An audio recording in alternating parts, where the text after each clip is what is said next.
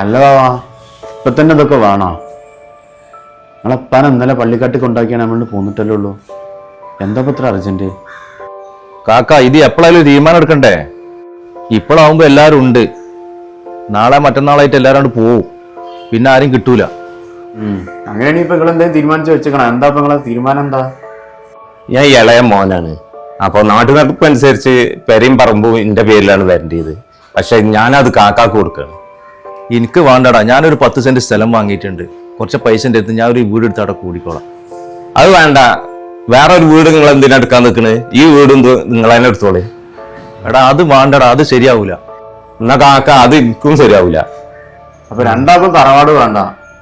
ഇതിപ്പോ ഇങ്ങനെ ആണ്ട് കൊണ്ട് പറഞ്ഞിട്ട് കാര്യമില്ലല്ലോ. ഇതിപ്പോ എന്താ തീരുമാനം എന്ന് പറയും? എന്താ ചെയ്യണ്ടേ?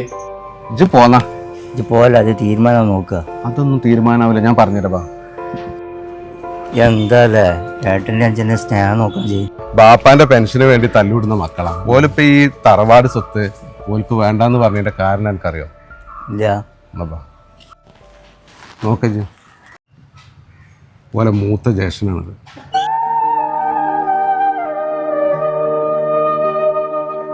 ഇരുപത്തഞ്ചാമത്തെ വയസ്സില് ബുദ്ധിക്ക് സ്ഥിരം ജാതായതാണ്. തറവാട് സ്വത്ത് എടുത്തു കഴിഞ്ഞാല് ഈ ഏട്ടനൊരു ബാധ്യത ആവുമെന്ന് വിചാരിച്ചിട്ടാണ് ഒരു തറവാട് വേണ്ടെന്ന് പറയുന്നത്. അല്ലാതെ എന്താ വിചാരിച്ച്? 10 കൊല്ലം മുമ്പ് ഉമ്മയും പോയി, ഇന്നലെ ബാപ്പയും പോയി. ഇനി ഇതിന്റെ അവസ്ഥ എന്താ?